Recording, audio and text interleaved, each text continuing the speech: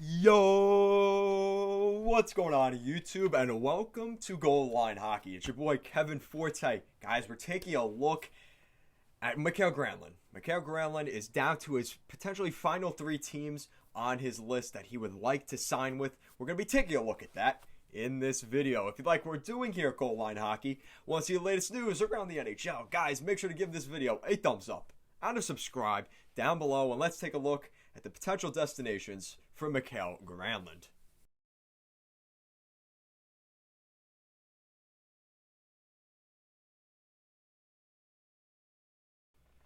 Alright, so before we get too far into this video, guys, I want to give a quick plug to our Instagram and Twitter handles at goalline_hockey. Links will be in the description down below, as well as playing throughout this video. And make sure to check out our Patreon for a weekly podcast every Thursday night.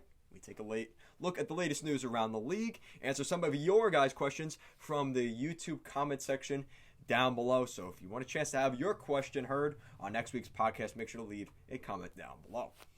So with that out of the way, guys, Mikael Granlund is one of the many very talented forwards that is still on the free agency list. They have not signed yet, and it seems like we may see this come to an end shortly for Mikael Granlund, as Andy Strickland of Fox Sports mentioned that there is a chance we see unrestricted free agent Mikael Granlund sign with one of these three teams: the Carolina Hurricanes, the Columbus Blue Jackets, and the Nashville Predators.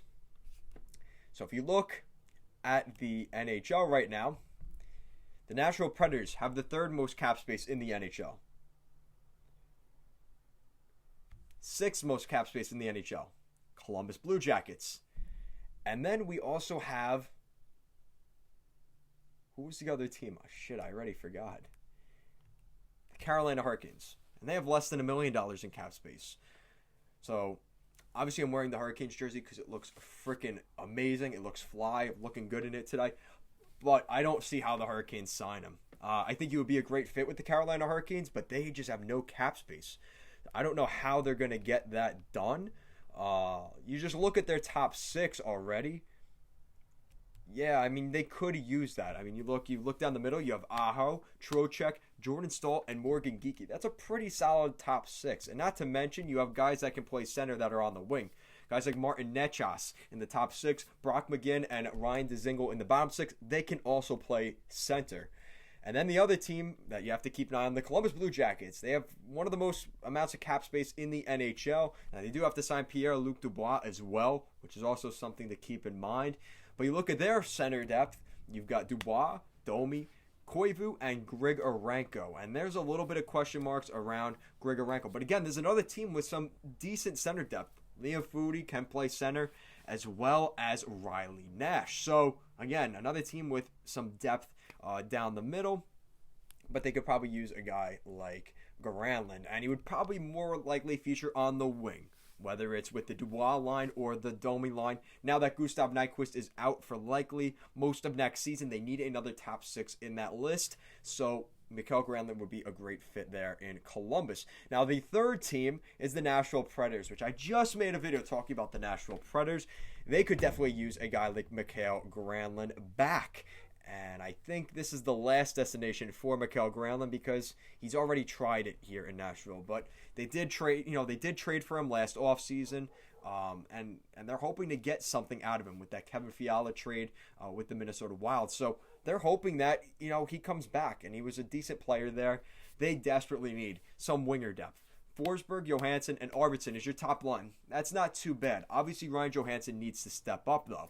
I wouldn't be surprised if Duchesne became the first-line center by the season starting. The second line gets a little bit scary because you have young guys that you're not sure what their potential is. Luke Kunin, who they picked up in that Minnesota Wild trade, as well as Eeli Tolvanen, who did not spend any time last season with the Nashville Predators, was in the AHL with the Milwaukee Admirals. He did put up 36 points, though, last season in a shortened season, so the hype around him is starting to build back up again. I think a little bit more underrated, though, this time around.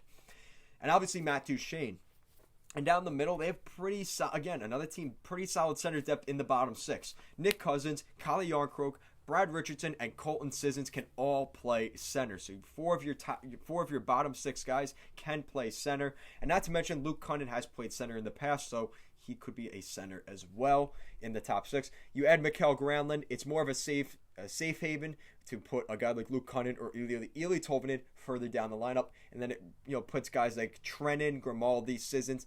They eventually become scratch pad players, unfortunately. But the center depth is not really a concern for the Predators. It's more their forward depth in general. If they could add Mikael Granlund back, I think that would be huge for the Nashville Predators. So, guys, let me know in the comment section down below, where do you think Mikael Granlund will sign his next contract?